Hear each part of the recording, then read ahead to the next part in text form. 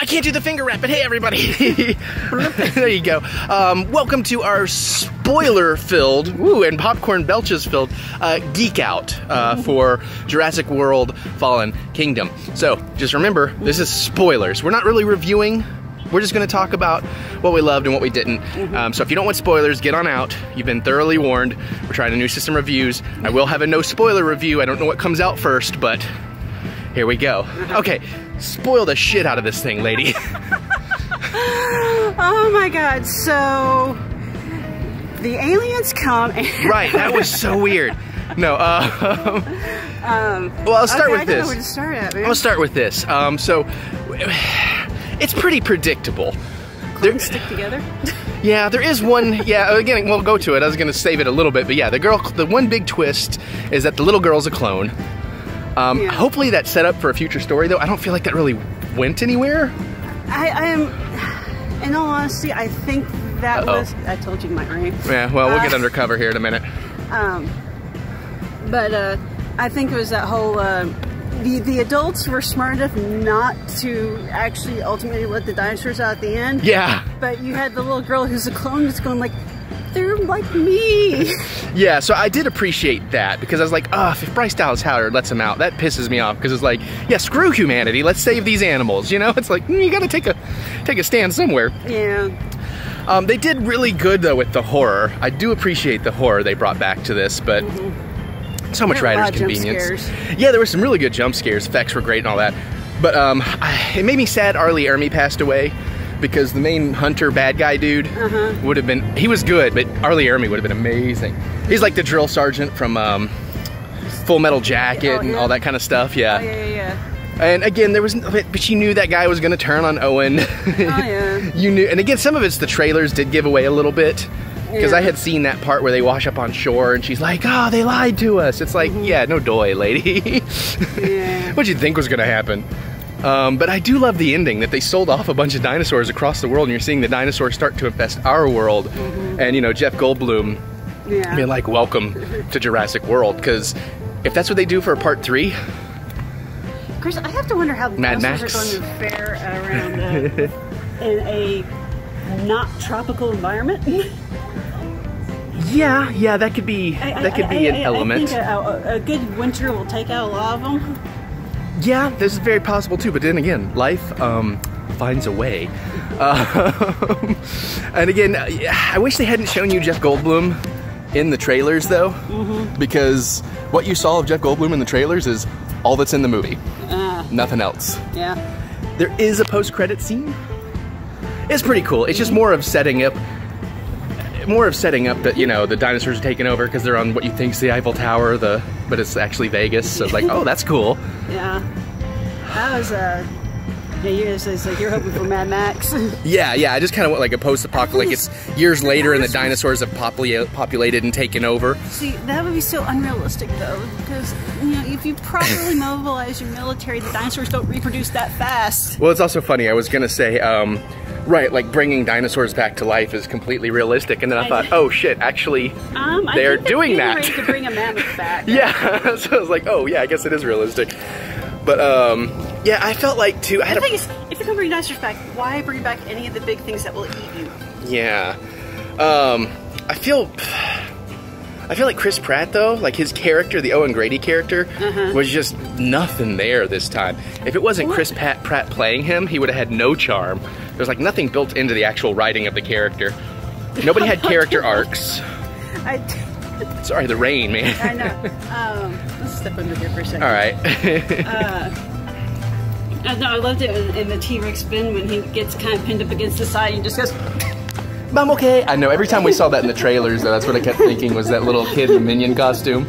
I'm okay. I'm okay. God, what else? There's a lot. The kind of goofy, neurotic kid. Oh, yeah. He was really just kind of more annoying than anything. I thought he was okay at the very end. Yeah. And they totally lose him in the story, like in the middle. Like he just kind of disappears. Like we gotta help him, and then you don't hear about him for like an hour. That's probably the only reason why he stayed alive. I know, but it is kind of funny, and actually I do kind of like what they did with it. We'll try to just walk under the awnings a little more. I do kind of like what they did with it though, that like you can imagine he went on this whole other, his own adventure of how did he get roped into being a deckhand all the way to now he's a lab assistant. You know, like what kind of crap happened in between. Yeah. Man, it was bone dry when we came out. I thought it wasn't gonna rain on us. The weather. Yeah, my bad. Well here, you still should stay in the shot with me if you don't mind. Yeah. Sorry, I forgot. It's okay. I got distracted. It happens. The dinosaur stuff is great. Yeah, I mean the visual effects are good, and I like the what was it called, the Indoraptor. Yeah. Yeah, we may actually have to. If we, I feel like if we can get onto the Dix one, we'd be in good shape. Okay. All right. Well, hold on. Let's do this. We can finish. Because we basically we were going to walk to Target, put a break there, and then finish on the way back. But we'll talk for another minute, and then I can put the phone away for now. But. Actually, let's turn around because we might have a really cool. There we go. Production value. Get that rain behind us. You got to get in the shot though with me, sweetie. We can step forward. A little bit. There we go. There we go. Sorry. All right. There we go. What else? The rain is distracting me. It is very distracting. The rain has my superpower. The stuff on the island was really great, but again, pretty much all of it's in the trailer. I thought there was going to be more. No, I was not surprised by that. I kind of felt that was a misdirect. Yeah. As soon as they let on that we were going to be dealing with dinosaurs in another location. Yeah. Well, I figured our time on the island was going to be pretty limited. Well, I figured it'd be like the first third to a half, though, and I mean it's really like 10 minutes or something. I mean it's really short. Yeah. Like pretty much, again, they've showed everything from that in the trailers, just about. And I thought maybe there'd be a little bit more hunting. Although maybe apparently we'd see a couple more like nostalgic locations than we saw. But apparently, Chris Pratt's character is indestructible because those pyroclastic clouds. Oh yeah. As soon as you get hit with one, you are dead. Yeah, pretty much. There's no suddenly appearing to help your friends in the water. Yeah. Because if that cloud didn't kill you, you'd have so much shit in your lungs that as soon as you hit the water, you wouldn't be able to breathe anyways. Much less hold your water long enough to, help breathe. It's just like, Star-Lord, is that you? Yeah, and then things like we saw with the dinosaur, we've seen it in the trailer, but like the dinosaur, the T-Rex showing up to save him. It's like no one's, like she said, no one's stopping to eat anybody or anything. They're all booking it. Yeah. So, and then why would even the T-Rex bother to stop and save them, even if... I don't know. Unless he just really, really hates that. Is it Allosaurus? I mean, maybe just even T-Rex really loved Chris Pratt. I mean, I don't know. He's a charming motherfucker. So I don't want to touch the glass. My knuckles. I don't want to get in trouble here. But yeah, I mean, and it's good. I like the doctor lady. Yeah. I wish there had been more of her. Oh, she was a sassy. Yeah. Bryce Dallas Howard has like nothing going on. I do love the point that they made a point of pointing out her footwear. That's how they introduced her, was with a close-up on the heels. I did think that was cute. When she gets off the helicopter or whatever at the island, they make a point of showing her sensible boots. I missed that. Okay. That's cool. And again, I don't know about you, but they keep trying to make like the characters, Chris Pratt and Bryce Dallas Howard, happen, but I don't get any chemistry there, and I'm just like... Actually, I do get a little bit. I just feel, well, maybe it's the writing, it's the lack of, they don't really do much with it. Yeah. It's kind of forced. It's more like where Speed. It's like the whole idea of Speed, and then Speed 2, about how, you thought Keanu Reeves and, what's I'm blanking on her name? Sandra Bullock. Like, fall in love, and it's like, oh, well, it's because in later in part 2, they're like, well, it just, terrible relationships come out of high-pressure situations, and, like, that's the only time these two get together is because they survive a high-pressure situation, so, that bugs me. But it was kind of cute, though, when they were waking up, and I think it was Blue's transport. Yeah. And he woke up first, and he's like, oh. Yeah, and her hands, like, under his shirt and everything. That was really cool. Yeah. And then he's like, oh, I gotta pretend to be asleep. And she wakes up, she's like, let me just extract this. Hey, wake up. Right. But we'll have more to say. I think, we got a lull in the rain. We're going to book it to Target. So we're going to take a quick break, and then we'll be right back. Okay, so I don't know if you got a break or not, because long story short, that rain picked up like crazy. As you can tell, we got a little soaked, and we got stuck kind of halfway to Target. Luckily, our good friend Deb, which we've probably mentioned before, she's often out here doing Pokemon Go, and Mary's like, I wonder if Deb's out here. And she starts trying to call her, and I see her. I'm like, I think that's her, and it was her, so she drove us back to our car. Yeah. And now the rain has stopped. Of course. Anyways, long story short, I think we got through most of what we want to say, but let me just kind of run through my brain real fast. I love the opening, even though with like the giant water creature. Oh, yeah. And just like the creepy ass giant doors opening underwater. That's the kind of shit that creeps me out. Giant structures and deep water. And I'm never going to get on a cruise. Nope. And, but that was, all that stuff was really, really cool. And, all the way to jumping and getting the guy off the helicopter, which was kind of in the trailer, so that's kind of lame. Yeah. And then the reconnecting with Owen. And then you see, actually, I also like that you see it again at the end with the surfers. Oh, I love that. And again, that shot was in like a TV trailer or something. That was in all the trailers, I think. Not the first one, or maybe two, but definitely not the first one. But yeah, that was really cool too. And again, that's more of that. It's becoming Jurassic World. I was hoping for a Sam Neill cameo. I'd heard something about that, but no beans, no dice. Yeah, actually, I think it's called a mosasaur. The giant underwater one? That sounds right. That one might be the hardest one for them to take out. Yeah, nuclear subs maybe? I don't know.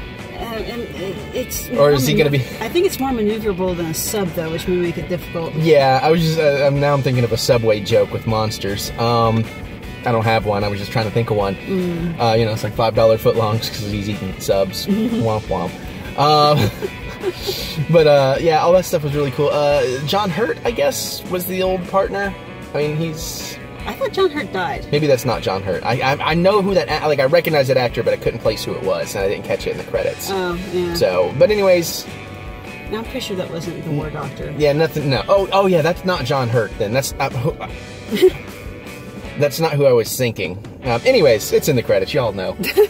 But yeah, he was kind of meh. The bad guy, kind of meh. Well, it's... The auctioneer guy was fun. We've seen him in tons of stuff. He was like with the Nazi guy from Captain America. Yeah. He was like the original Zemo. Yeah. And I like that they gave him Trump hair, kind of Trump hair, and like big fake teeth. I thought that was kind of fun. Yeah. The auction.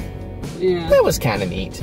But I mean, that's kind of like old school cheesy movie storytelling. It's like, oh, all the arms dealer buyers are going to show up in your secret lab under your house. And did the genesis guy, did he get out of there? Yeah, because that was actually, I thought that was really cool because the nerdy guy like darted him, like tranked him. And I was like, oh, they're going to capture BD Wong. That could be interesting. Then those soldiers came up and one of them held him at gunpoint and the other one dragged him away to safety.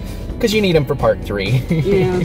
Maybe he'll have a turn where he has to become the hero. He has to create the monster to destroy the monsters. Actually, I could see actually creating some sort of biochemical weapon that is designed to only affect dinosaurs. That could work. I was just starting to wonder, is this a secret Godzilla prequel? I would go with that. Next thing you know, we got 80-foot-tall T-Rexes and stuff. That would be cool. Is it the same movie company? I don't think so. Okay. No, I don't think so. No, Universal. No, Warner. Yeah, no. Yeah, okay. But I mean, overall pretty cool. It's nice to see the pterodactyls back. Oh, I love the hammerhead thing. I don't know what you call it. I don't know my dinosaurs, but the one with like the skull that helped bust them out of prison. I know what you're talking about, and I can't remember what they're called. Well, anyways, I love that whole... I'm not worried about what it's called. I just want to talk about that part in the movie.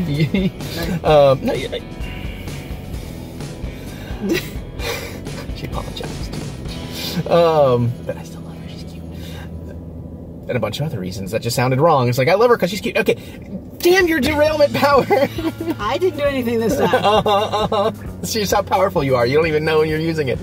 But that brought something... That's what I wanted to get to. But I love that prison escape. And it's just tearing through. Like, that's like the kind of stuff I'm talking about. Fun. Yeah, that was like the cute, the fun, the spirit. So there was parts of it. It's like a Pokemon dinosaur almost. Yeah. But that brought up another one of those like lazy writer convenience. Like, really? When they captured Owen and Bryce Dallas Howard, they put them in the jail and they taunt them. And essentially the guy's like, well, the world thinks they're dead. And I'm thinking, why are you keeping them alive and in prison then? I mean... You had absolutely no use to do that? Yeah. Okay. like things like that, I'm like, 2 + 2 does not equal 5. I'm pretty sure. I know there's this new math. Math is math. I'm sorry, I'm jumping movies. Yeah, no. I mean, I could see a potential reason for keeping Owen alive. Because he knows how to train these things? Yeah, and I guess you really have to think about it, but they didn't really hint at that. And then they would keep Bryce Dallas alive to motivate him. Yeah. There is a reason, but there was no hint. Like, they could have done a throwaway line, you know, so like it wouldn't bother you in the middle of the movie when you stop to think, now why are they not? And then it's a little weak sauce, the hunter, giving him the dino teeth thing. I think they needed to play that up more. Because, you know, then he goes and he opens the new dinosaur cage to take a tooth.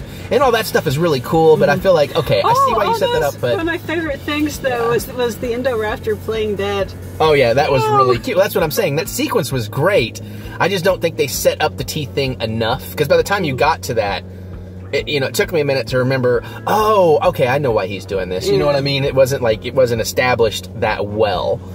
And I don't know. I immediately saw it coming. So the teeth thing. Yes. Okay. Well, I mean, and I'm not saying it wasn't established. I just felt like maybe for me it could have been a little more established. And maybe because I watched Jurassic Park the original just last night, I was wanting a little bit more out of this than I got. I just didn't get it. But there is greatness in here, and there is some great imagery in here too. That Indominus, whatever. Not the Indominus, whatever the new one is. The Indoraptor. Like it on top of the Gothic building in front of the moon. By the way, that building, that location, just reuse those sets and make a proper Resident Evil movie. I mean, that looks almost like the mansion straight out of Raccoon City or the outskirts. So, Raccoon City? Raccoon. I got Italian food on the brain now, thanks. No. But, yeah. Yeah. I think I'm running out. I think I've just about covered everything I got. Music's alright. I just love the fact that it makes you cheer for a raptor, which was like probably the scariest thing in the original. Yeah, that is kind of cool. They turned that around, and they did a really good job with that. And like the footage of Chris raising Blue, They're so cute. All that stuff, yeah. Even for me, even this heartless bastard, it's like, oh. I wonder if I'd be allergic to dinosaurs. I just kind of like how he kind of does the How to Train Your Dragon thing. But, you know, he's just like, hand out And I get that it was like a PG-13 movie too, but when the dude bit the guy's arm off, I'm like, well, that's pretty bloodless. PG-13. I know. That's what I had to remind myself. Quite frankly, I'm totally okay with that. I know, but I mean, tore his whole arm off. There should have been more than a couple drops. Like blood spurting around, I'd be like, ah! I have been watching all the Argento movies though, so I'm thinking of Tenebrae, for those of you that know. That's why she can't watch the Argento movies. Nope. Yeah. And again, I would love to see a third one, especially if they do this big world thing. So I hope it does well. You know, I'm not trying to crap on it. I just left kind of underwhelmed and disappointed. You know how we often do those like, what are they? When we come out of the movie theater sometimes, like we know the people, they always get us to do them. Yeah. And one of the questions is always, did this movie... the surveys. Yeah, did this movie exceed your expectations, under your expectations, all that kind of stuff. I almost always say exceeded or met my expectations, because I'm usually pretty good about this. This would have been one for me I would have had to say came in under my expectations a little bit. I think it met my expectations, but I don't go in with very high expectations. Well, I mean, I know. For me, it really depends. I thought this one was going to be much cooler than it was, but... It really is a straight-up horror movie. It's a it's a monster in the house. It's a slasher in the house kind of movie, basically. Yeah. And I do want to see how they end up going with the next movie, because they're going to need to do it in a realistic way, because realistically, military forces should be able to take out most of the dinosaurs. The little tiny compies are going to be the hardest ones to get because they're tiny. Yeah. And they probably breed fast. And like you said, maybe the underwater one. And the mosasaur, yeah. Those would be the two hardest. Yeah. Maybe pterodactyls. I think the pterodactyls would lose against fighter jets. Yeah, probably. But that's why we need to see a part 3. Let's see, like, Battle LA, only instead of aliens, it's dinosaur. Yeah. Let's see, you know, a large-scale military movement. Probably survived because they could fly off the island. Yeah, that's true. And I wish I had known about this before the movie. We bought a bucket of popcorn in this because I was like, we went to the movies. I'm like, wouldn't it be cool if they made this? Although I think that should be bigger. And then we didn't realize till after we saw people leaving the movie that they did, because they still have the solo buckets in there, which I bought 2 of because I wanted both Stormtrooper helmets. But anyways, so there's our rained on adventure. I gotta get this lady home. It is a school night. I gotta go home. I don't know. I gotta play some video games. That's right.